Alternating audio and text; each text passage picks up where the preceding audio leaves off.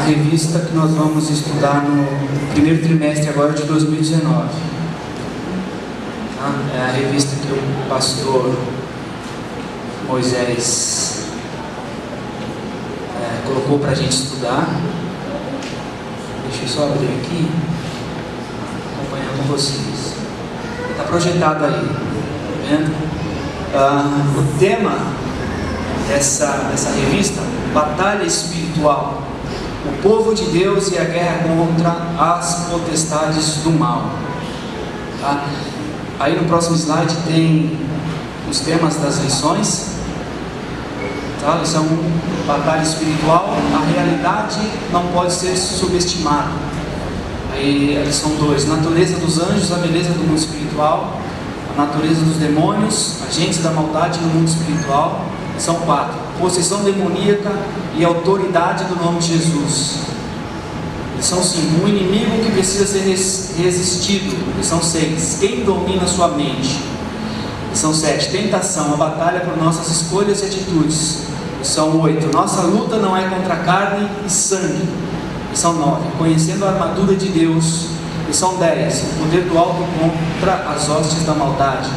Lição 11, discernimento de espíritos, um dom imprescindível. Lição 12, vivendo em constante vigilância. E lição 13, orando sem cessar. Amém. Então essa revista foi a que o pastor Moisés propôs para que nós pudéssemos estudar nesse primeiro trimestre de 2019. Mas aí eu sei que você vai perguntar para mim assim: mas irmão Hamilton, qual é a importância de se estudar esse tema? De se estudar, de fazer um estudo sobre batalha espiritual? Aí eu vou responder essa pergunta para vocês lendo alguns textos bíblicos, porque aí no final vocês vão me dizer se isso é importante ou não. Pode ser assim? Então, eu queria que você vocês abrissem as Bíblias de vocês em Apocalipse capítulo 12, no versículo 7. Aleluia, Jesus. Vamos ver na Bíblia se esse tema, batalha espiritual, é importante a gente conhecer, estudar e saber ou não. Apocalipse no capítulo 12, no versículo 7 em diante, eu vou ler aqui, vocês me acompanhem aí, por favor. Houve então uma guerra no céu. Miguel e seus anjos lutaram contra o dragão, e o dragão e seus anjos revidaram. A minha tradução é NVI, tá?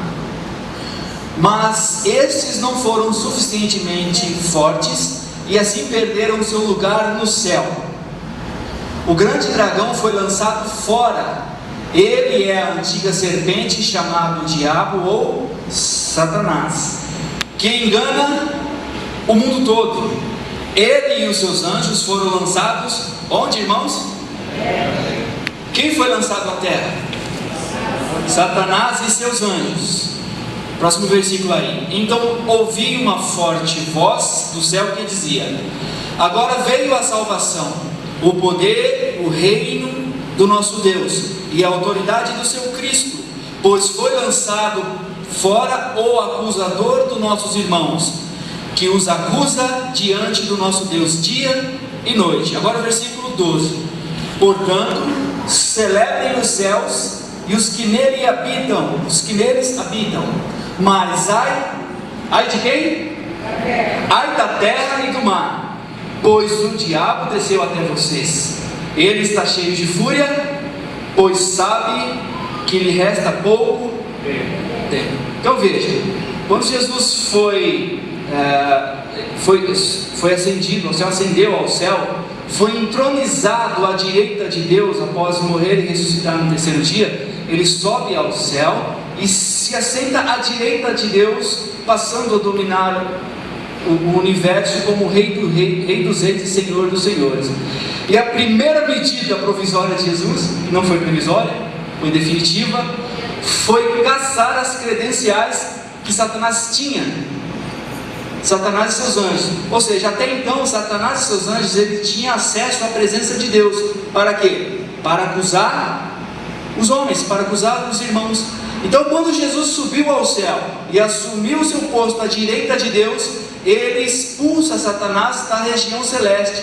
Satanás e seus anjos então é expulso de lá. Então Jesus convoca o arcanjo Miguel e seus exércitos e dá uma ordem para Miguel expulsar Satanás da região celeste. A partir de então Satanás não teria mais acesso à presença de Deus. E Satanás e seus anjos entraram numa batalha com o arcanjo Miguel e seus anjos, e Satanás ele foi vencido, conforme o texto diz aqui. O problema é que Satanás foi lançado aonde? Ou para onde Satanás foi jogado? Para onde? Para a Terra, planeta Terra. E quem mora no planeta Terra? Nós moramos aqui. Então veja o tamanho do nosso problema. E o João aqui que escreveu o Apocalipse ainda diz no final, no versículo 12, ele diz assim, mas ai da terra e do mar, pois o diabo desceu até vós, e ele está cheio de fúria, pois sabe que lhe resta pouco tempo. Então isso quer dizer que nós, aqui nesse mundo, nós temos uma forte presença do diabo e os seus anjos. Ele está nesse mundo. Aí, o próximo texto que eu quero ler com vocês é de 1 João, capítulo 5, versículo 19.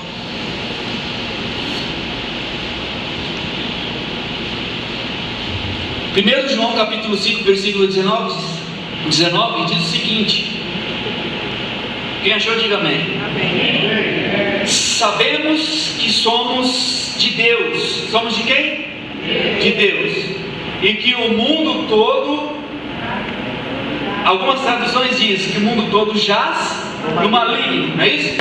A minha tradução diz: sabemos que somos de Deus e que o mundo todo está sob o poder do maligno.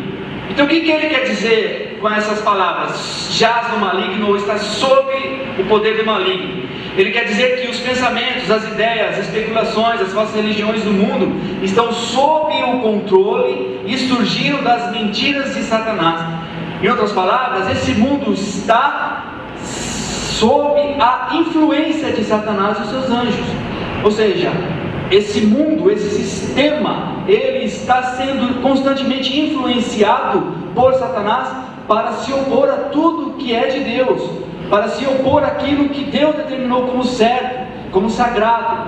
Então é por isso que a gente vê políticas e coisas nesse sentido, com a intenção de quê? De destruir a família, que é uma instituição de Deus, e tantas outras coisas. Por quê? Porque o mundo jaz do maligno, ou seja, o sistema de coisas que conduzem as vidas das pessoas estão sob influência de Satanás. Isso é o que significa dizer que o mundo jaz no maligno. Amém? Então Satanás foi derrubado do céu, veio para a terra, e aqui ele exerce forte influência sobre a vida das pessoas. Mas o apóstolo João diz que nós sabemos que somos de quem? De Deus. Nós somos de Deus. Então a influência dele não nos atinge, mas atinge aqueles que não são de Deus. Vocês estão entendendo? Próximo texto, 2 Coríntios capítulo 4, versículo 4. O apóstolo João também confirma essa questão do mal, da malignidade atuando nesse mundo.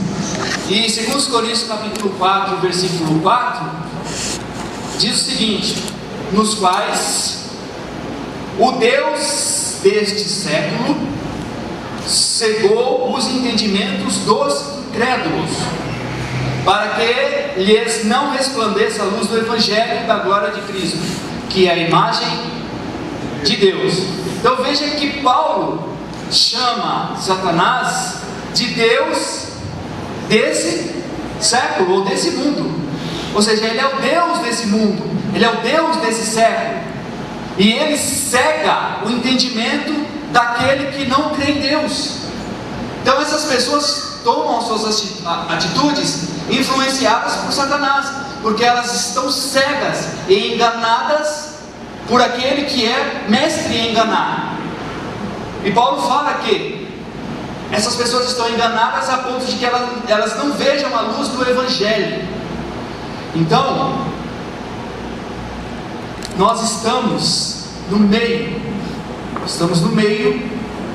de uma batalha, ou de uma luta, ou de uma guerra, Para confirmar e finalizar essa questão da batalha que nós estamos, o próximo texto fala em 2 Coríntios ainda, capítulo 2, versículo 11. Abram aí.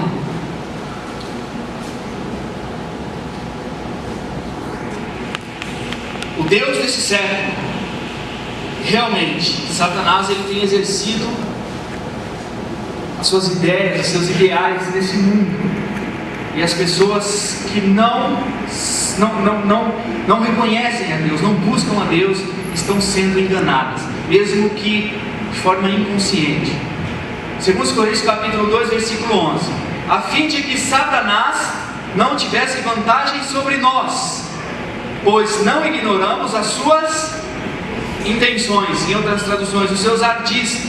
Paulo, nesse contexto aqui do capítulo 2 de Coríntios, está falando sobre perdão, que nós devemos perdoar para que Satanás ele não leve vantagem sobre nós, e nós também não devemos ignorar as suas intenções.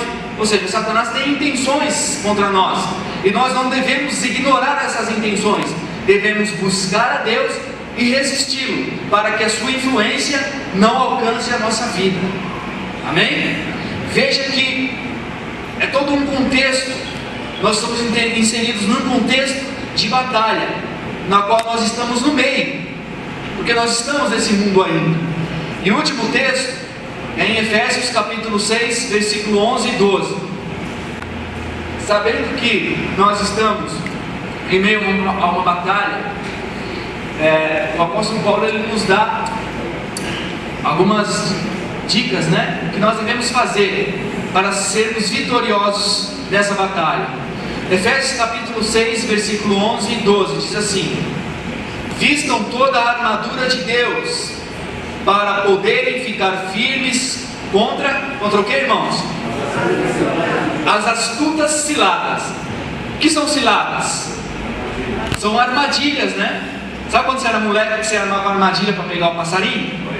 Você montava, fazia todo um plano, um planejamento, montava a armadilha, esperava o passarinho ir lá e comer a comidinha lá, e quando ele entrar você puxava.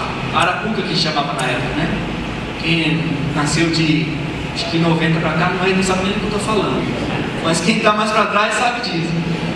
Então, veja que Satanás ele arma ciladas astutas, ou seja, ele é astuto, ele é esperto, e ele arma ciladas, para quê? Para nos derrubar, para nos pegar. E aí o apóstolo Paulo fala: vistam toda a armadura de Deus para poderem ficar firmes contra as ciladas do diabo, pois a nossa luta não é contra pessoas, ou contra carne ou sangue, em outras traduções, mas contra quem é a nossa luta? Potestades. Os poderes e as autoridades ou potestades, contra os dominadores desse mundo de trevas, contra as forças espirituais do mal nas regiões celestes. Então a nossa luta não é contra as pessoas, mas a nossa luta é contra as potestades, os dominadores, as autoridades, ou seja, Satanás e seus demônios, que veio para essa terra furioso, sabendo que pouco tempo lhe resta. Amém? Agora, cabe aqui uma distinção entre a batalha espiritual que a Bíblia ensina, ou seja, a batalha espiritual bíblica, na qual nós estamos inseridos, com esse movimento de batalha espiritual que é liderado pelo movimento neopentecostal. Há uma diferença. Por quê? Porque esse movimento de batalha espiritual do neopentecostalismo está repleto de esoterismo, ocultismo, paganismo, experiências místicas, e a Bíblia não ensina nada disso. Por exemplo, vou dar um exemplo para vocês aqui, 3 exemplos do que existe, os ensinamentos que existem dentro da batalha, do movimento de batalha espiritual que a gente vê, que tem na TV, tem lá no YouTube. Espíritos territoriais e mapeamento espiritual. Já ouviram falar disso? O que são espíritos territoriais? Eles dizem, esse movimento diz que cada região ele tem um demônio, cujo esse demônio ele é o líder daquela região. E o evangelho não cresce naquela região por causa desse demônio. Então o que a igreja tem que fazer? Tem que saber quem é esse demônio tem que saber onde esse demônio mora, tem que ir lá expulsar ou eliminar esse demônio dessa região, para que o evangelho possa crescer. E aí, para isso, eles fazem um mapeamento espiritual da região, sabe? Tentando identificar onde estão os demônios líderes da região. E tudo isso não tem nenhum respaldo bíblico. Isso não tem nenhum respaldo bíblico. Dizer que existem espíritos territoriais, demônios territoriais, que o demônio da região de São Paulo é um, de Taboão da Serra outro. Isso não tem nada a ver com a Bíblia, irmãos. Isso aí é texto fora de contexto.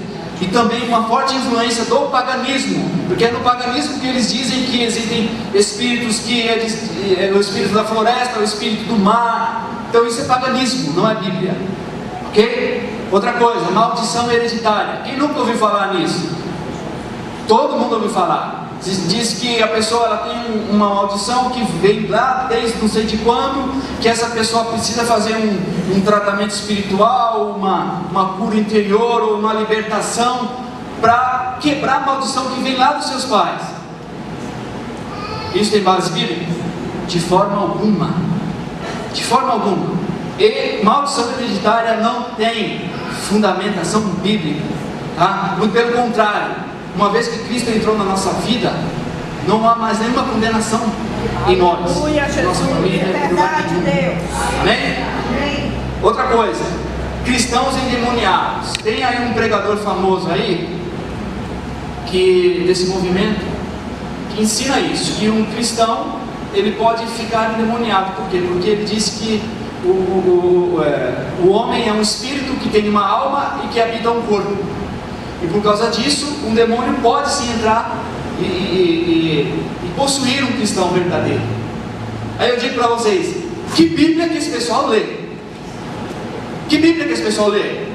Porque será que eles nunca viram na palavra que quando nós recebemos Cristo, o Espírito de Deus começa a habitar em nós e nós somos templos do Espírito Santo? Como que o demônio pode entrar no lugar onde Deus habita? Isso é possível? É claro que não, irmãos. Então, movimento de batalha espiritual, que é ensinado na televisão, Neuza Etioca, Rebeca Brown, Benny Hinn, Kenneth Hagin, toda essa turma que está envolvida nisso, não tem fundamento nenhum na palavra de Deus e é profundamente influenciado pelo ocultismo. Vocês já ouviram falar que em alguns lugares os demônios têm até nome? Zé Pilantra, Tranca-Rua, já ouviram isso? Vocês já viram algum nome desse na Bíblia? Da onde é que vem esses nomes? Da onde? Da onde?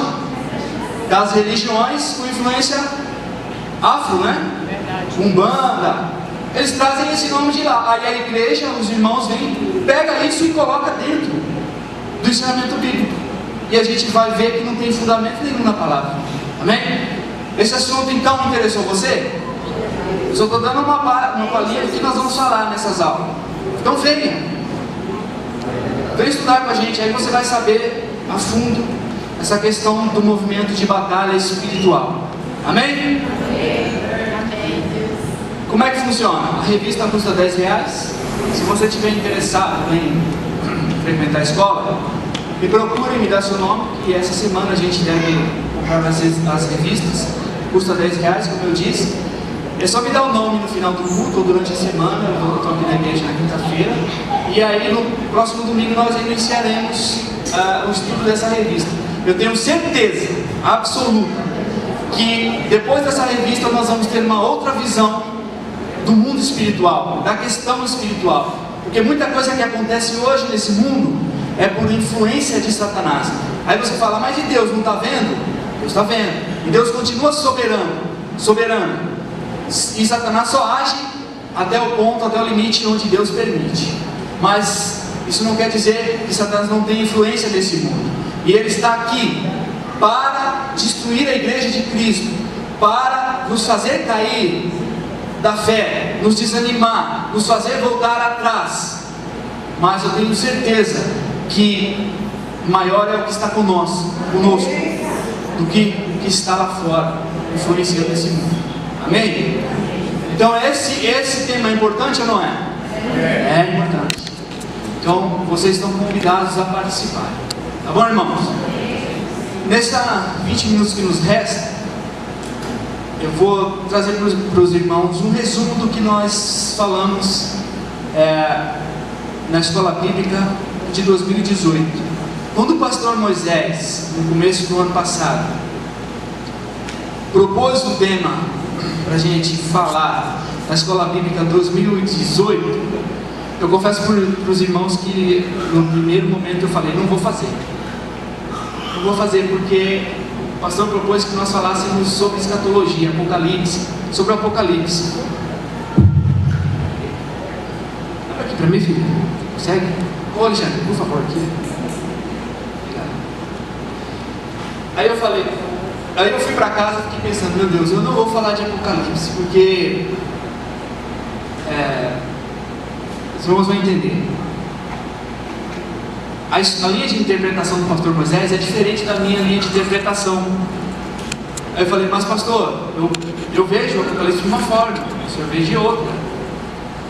Como é que isso vai dar certo? Aí o pastor disse o seguinte, que eu gravei essa frase: aquilo que nos une é maior do que o que nos separa. Você tem uma visão, eu tenho outra. Isso não quer dizer que vocês não possam, que a gente não possa estudar sobre o Apocalipse. Falei, é assim então? Você tem certeza disso? Amém. Então vamos falar sobre o Apocalipse, sobre escatologia. Aí, se puder projetar, por favor. Sari aí fez a apresentação, Deus abençoe o Sari. Então eu falei, pastor, amém, então vamos estudar. A revista, ela é programada para 3 meses, um trimestre. Só que o assunto foi tão interessante que a gente acabou se empolgando e ficamos o ano todo falando do Apocalipse. E não falamos tudo. Nós falamos, assim, por cima dos assuntos. Então eu vou falar para vocês aqui de forma resumida, bem resumida mesmo, do que nós tratamos lá em sala de aula. Tá? Pena você que não participou, perdeu cada assunto. É ou não é, pastor Sérgio? Interessantíssimo. Então, quando nós se propomos a estudar esse assunto, eu sei que esse assunto não é fácil. Muitas pessoas têm medo disso. Muitas pessoas têm medo de falar sobre o fim dos tempos, porque todo mundo quer ir para o céu, mas ninguém quer morrer. É ou não é? Todo mundo quer ir para o céu, mas ninguém quer morrer. Então, quando fala de morte ou de das coisas finalizando, findando para começar outro, a gente já tem medo. Mas acontece o seguinte: quando eu falo para vocês, ou quando vocês ouvem a frase fim dos tempos, qual é o primeiro pensamento que vem na cabeça de vocês quando vocês ouvem essa frase, fim dos tempos? Fim do mundo.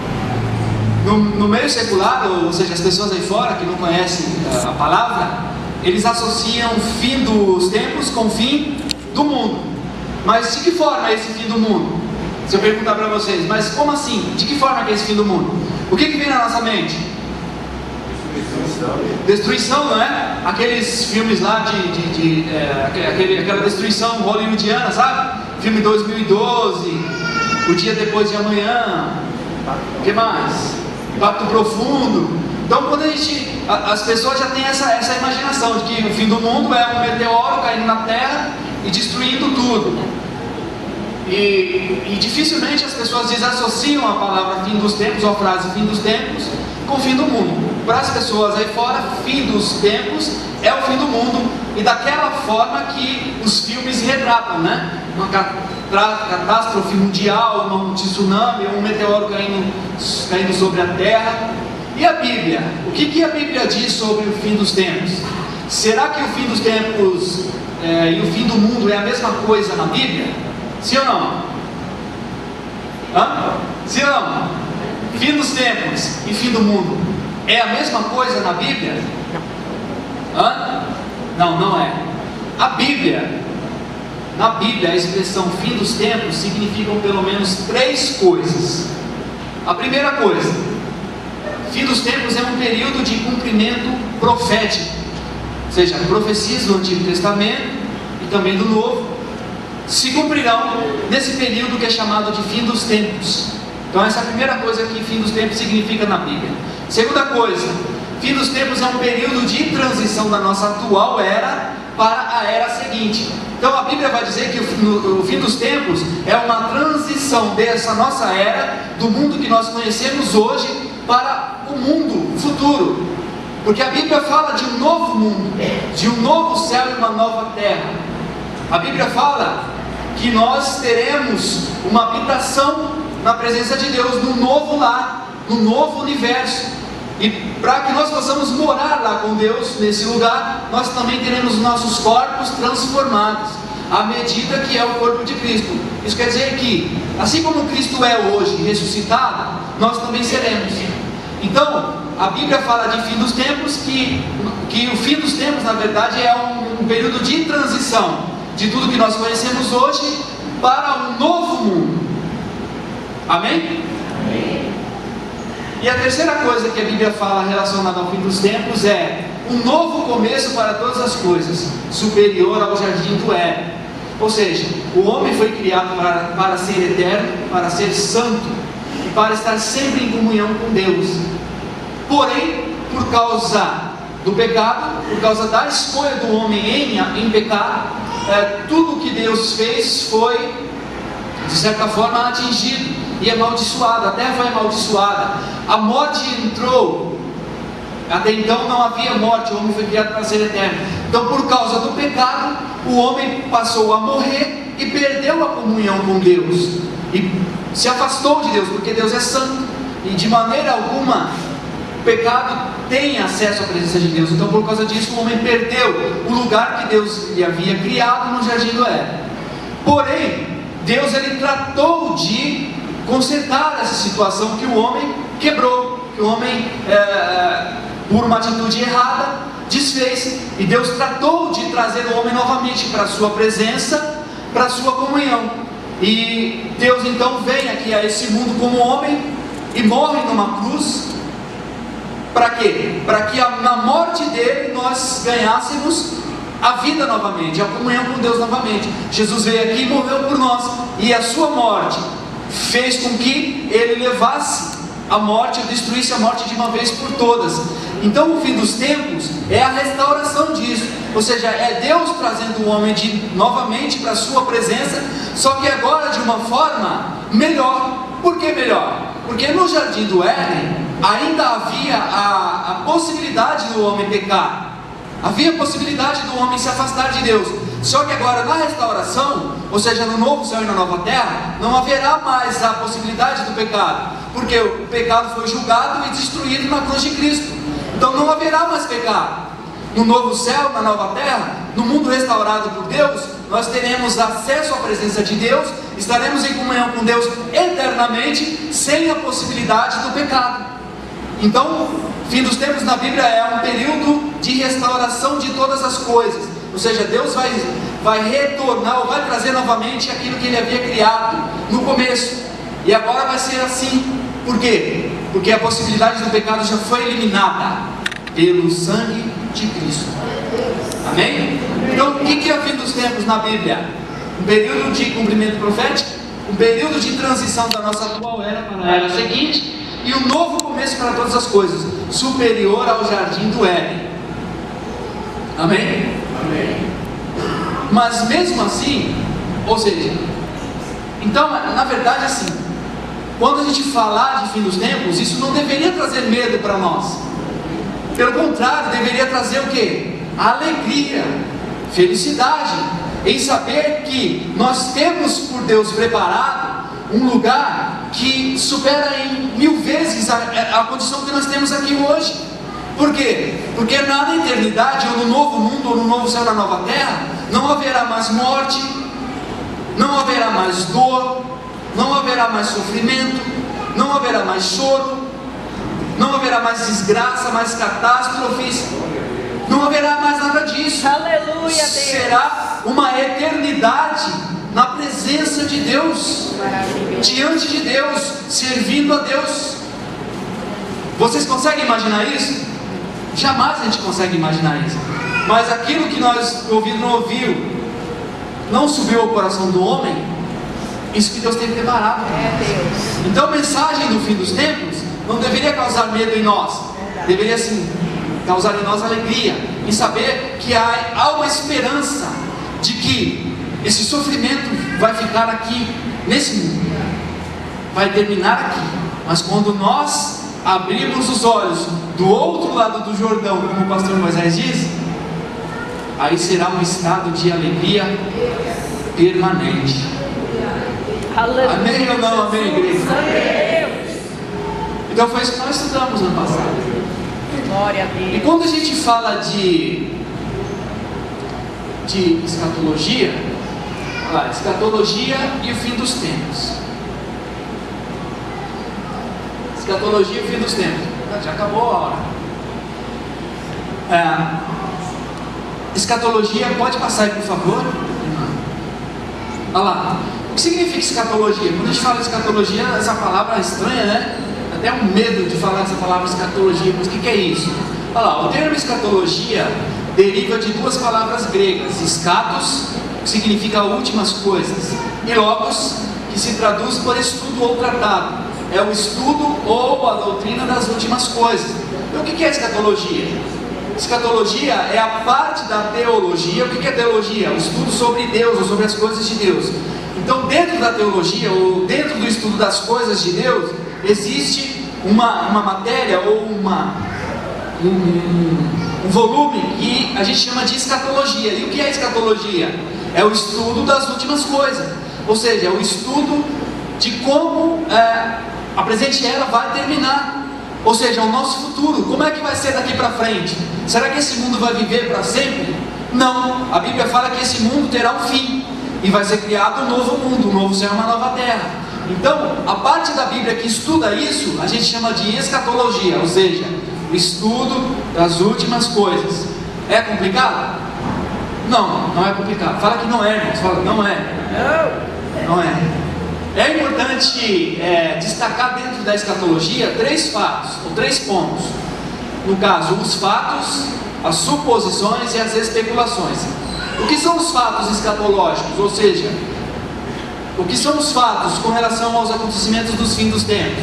É aquilo que a Bíblia mostra de forma clara e transparente. É um acontecimento que é verdadeiro, que é fato, que vai acontecer. Então eu vou dar um exemplo de um fato aqui no estudo escatológico: a volta de Jesus. A volta de Jesus é um fato, porque Ele mesmo disse que voltaria a esse mundo de forma visível. Então, se nós acreditamos que Ele veio a esse mundo uma vez e morreu por nós e ressuscitou no 3º dia, nós somos obrigados a acreditar que Ele voltará novamente, porque Ele disse que voltaria. Então isso é um fato, isso não se discute no meio cristão. Amém? Então, se você não acredita que Cristo vai voltar, você não conheceu o verdadeiro Evangelho. Suposições. As suposições, elas são válidas na escatologia. Por quê? Porque existem alguns assuntos que não são claros. Por exemplo, a Bíblia fala que no novo céu e na nova terra nós viveremos para sempre. Você consegue imaginar o que é viver para sempre? Consegue? Sim ou não? A Bíblia ensina que Deus, Ele sempre existiu. Nunca houve um tempo em que Deus não existisse. Então, por mais que eu volte no meu pensamento atrás, Deus está lá. Por mais que eu volte lá no começo, Deus está lá. Vocês conseguem imaginar a existência de um Deus que sempre existiu? Você consegue imaginar isso? Não consegue, irmãos. A nossa mente, o nosso corpo, ele não tem essa capacidade, porque nós somos limitados. Então, um ser limitado não consegue imaginar um Deus que é ilimitado. E nós teremos uma vida nesse novo céu e nessa nova terra. Só que a gente não consegue imaginar como será isso. A gente só supõe, vai ser assim, vai ser assim. Então é suposição, é válido. Agora, o que a gente deve rejeitar dentro da escatologia são as especulações. Aí eu vou dar um exemplo para vocês de especulação. Quem nunca ouviu aqui falar do chip da Dilma? Nunca recebeu lá no WhatsApp lá a história do chip da Dilma? Vocês lembram disso? Diz que me encheu com as paciências tanto que todo mundo me mandava isso do chip da Dilma, que agora a Dilma vai lançar um chip, que aí é o chip da besta, que é o chip... Bom, eu sei que é da Dilma, pode ser da besta, mas não é isso que a Bíblia fala com relação ao número da besta, não é isso. Vocês nunca ouviram falar que o Papa é o anticristo? Já ouviram falar? Sim ou não? Em 2016, 2017 falaram que o ano de 2017 o anticristo ia dominar. Enfim, já estamos em 2019. Cadê o anticristo? Então isso são especulações. Essas coisas a gente deve evitar, porque isso não é saudável. Qual é a nossa posição, ou qual deve ser a nossa posição em relação aos fatos escatológicos? Saber que Cristo prometeu que voltará, se não nessa geração, na geração dos nossos filhos ou dos nossos netos. E se Ele não voltar, nós iremos para Ele. E a nossa esperança deve ser sempre estar com Ele. Agora, ficar especulando que o fulano de tal é o anticristo e que a marca da besta, irmãos, isso é bobagem. Isso é bobagem. Amém? Então isso deve ser evitado na escatologia. Tá bom? Dentro da escatologia existem linhas de interpretação, tá? E eu vou pular isso porque a gente só tem 10 minutos ali, 5 minutos, até 11h55. Eu vou falar de forma resumida aqui para vocês, para a gente não passar do tempo. Mas, qual que é a importância do estudo escatológico? Pode passar aí, Sara, por favor. Por que o estudo escatológico é importante? Pode passar, Sara, eu vou te falar. Aí mesmo. Por que o estudo escatológico é importante? Olha lá, eu projetei os textos para a gente ganhar tempo, tá?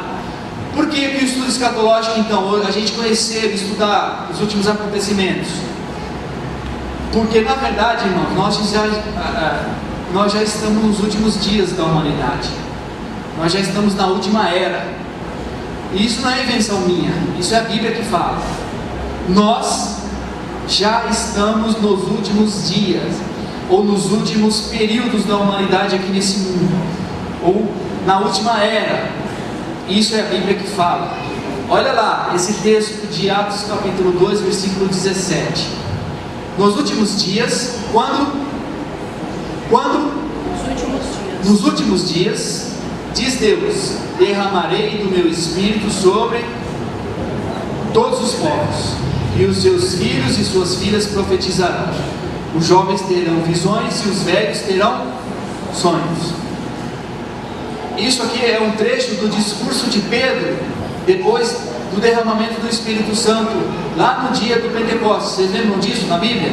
Atos capítulo 2, que os discípulos estavam reunidos num lugar, e o Espírito Santo veio sobre eles, e eles começaram a falar em outras línguas, e Pedro, então, em determinado momento, ele se coloca de pé e começa a fazer um discurso. Aí ele pega e cita uma profecia de Joel, que é o texto aí de baixo, que diz o seguinte, a profecia de Joel 2,28: e depois disso, derramarei do meu Espírito sobre todos os povos, e os seus filhos e suas filhas profetizarão, e os velhos terão sonhos, e os jovens terão visões. Então, Pedro pega essa profecia de Joel e aplica para eles naquele dia. Então Pedro está dizendo que naquele dia, aquilo que Joel profetizou estava acontecendo. Porém, Pedro acrescenta que, veja que Pedro pegou a profecia de Joel e colocou e acrescentou ali duas palavras. Vocês conseguem identificar quais são? Últimos dias. Olha lá, olha o que Pedro fala: nos últimos dias, diz Deus, derramarei do meu Espírito sobre todos os povos. Joel não fala que é nos últimos dias, só fala que derramarei do meu Espírito. Então, ou seja, Pedro está dizendo que a vinda do Espírito Santo sobre aqueles discípulos e consequentemente a inauguração da igreja estaria inaugurando os últimos dias, ou o último período da humanidade. Isso significa o quê? Que nós já estamos vivendo o último período da humanidade nesse mundo. Amém? E isso é a Bíblia que está falando, não sou eu que estou inventando. Nós já estamos no último período, ou seja, essa é o último, é a última era, e tudo isso vai mudar quando Cristo voltar. Então é importante estudar as coisas dos últimos dias, ou a escatologia, porque nós já estamos nos últimos dias, já estamos no último período que Deus determinou para esse mundo. Amém? E o estudo escatológico também é importante, por quê? Porque escatologia, no próximo slide, Sara, por favor. Escatologia trata de valores eternos. Olha o que Paulo afirma em 1 Coríntios 15, 19. Se esperarmos em Cristo só nesta vida, somos o que, irmãos? Miseráveis. Somos o quê? Os mais miseráveis de todos os homens. Se a nossa esperança está só nesse mundo, só nessa era, nós somos considerados mais miseráveis dos homens. Por que isso? Por que isso? Porque por mais que nós venhamos viver 100 anos aqui nesse mundo, nós em algum momento vamos morrer. E 100 anos perto da eternidade é uma fração de segundo. Na verdade, a nossa esperança deve estar na eternidade. Por quê? Porque a eternidade não tem fim, irmãos. Não tem fim, não vai mais mudar, não vai mais acabar. Então, se nós estivermos com Deus, será eternamente, será para sempre. Porém, se nós não estivermos com Deus, nós estaremos condenados eternamente. Não haverá mais volta, tanto para aqueles que estão no paraíso com Deus, para aqueles que forem condenados ao lago de fogo, de enxofre, lago de fogo e de enxofre, que arde eternamente. Então, irmãos, a partir do momento que nós fechamos nossos olhos nesse mundo e abrimos do outro lado, o outro lado é eterno. É eterno, não volta mais. Por isso que se nós esperarmos de Cristo só nessa vida, nós somos miseráveis. Por quê? Porque o que vale mesmo está depois do Jordão. Amém? E Jesus fala assim pra gente, ó, não ajuntem tesouros desse mundo. Por quê? Porque aqui no tesouro que você ajunta, o ladrão rouba, sim ou não? A traça consome. Eu vou falar um lugar bom para vocês ajuntar tesouro. Aonde? Céu. No céu. Por quê? Porque o tesouro de lá não sofre influência das coisas desse mundo. Então ajunta tesouro lá, porque é lá que está a coisa boa, não é aqui. Amém? Aí você fala assim, mas quer dizer então que a gente deve ser um vagabundo aqui nesse mundo? Não é isso que eu estou falando. Estou falando que a nossa prioridade deve ser nas coisas, nos valores eternos, naquilo que o ladrão não rouba. E por que muita gente não gosta da mensagem de falar da vinda de Jesus, de que Jesus está voltando? Porque as pessoas estão preocupadas em juntar tesouros nesse mundo. E se porventura Jesus voltar, vai estragar o plano de muita gente. Então é melhor que ele não volte. Por isso não se prega mais a volta de Jesus em muito lugar aí. Mas Jesus nos advertiu que o nosso tesouro não deve estar aqui nesse mundo, mas lá, na presença dele, com ele, na eternidade. Amém? Acabou. Impressionante, né, irmãos?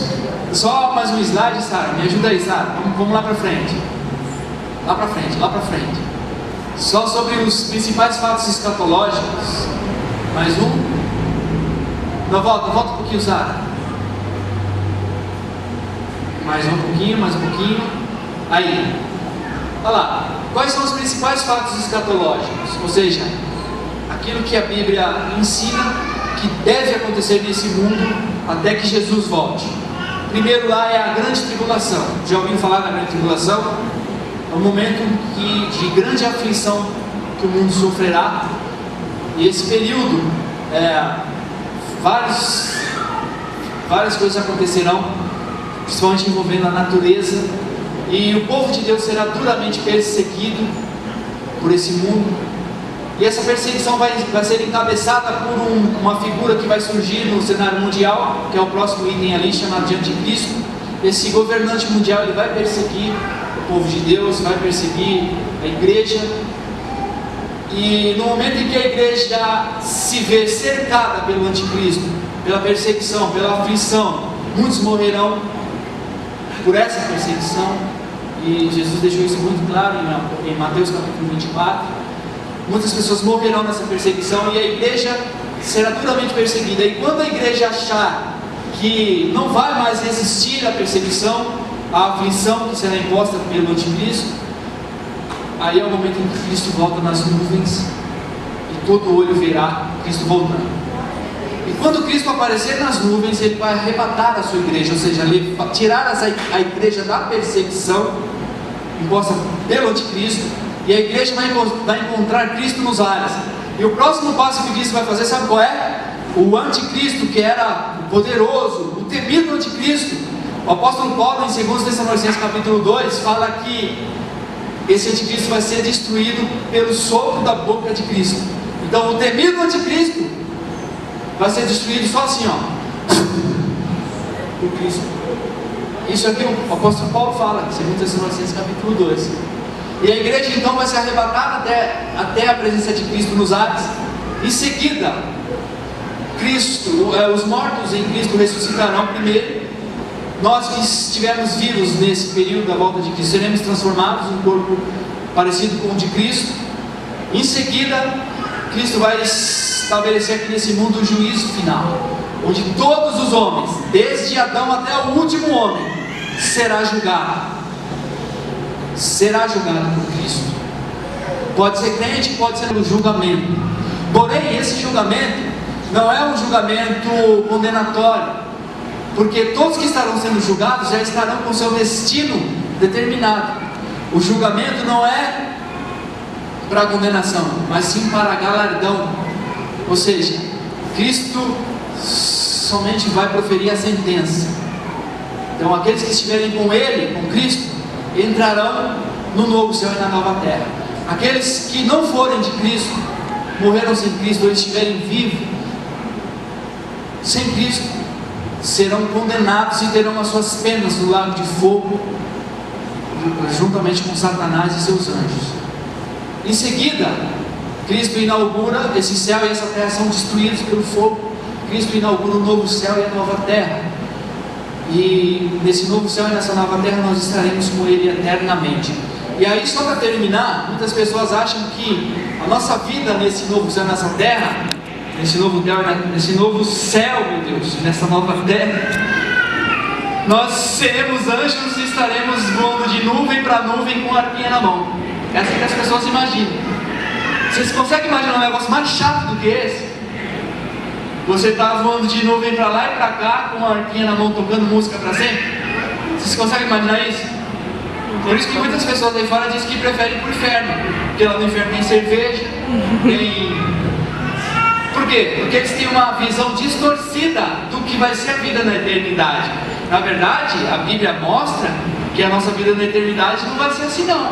Um anjinho voando de lá para cá, não, de forma alguma. Primeiro que nós teremos corpos físicos, porque Cristo, quando ressuscitou, Ele comeu, sim ou não?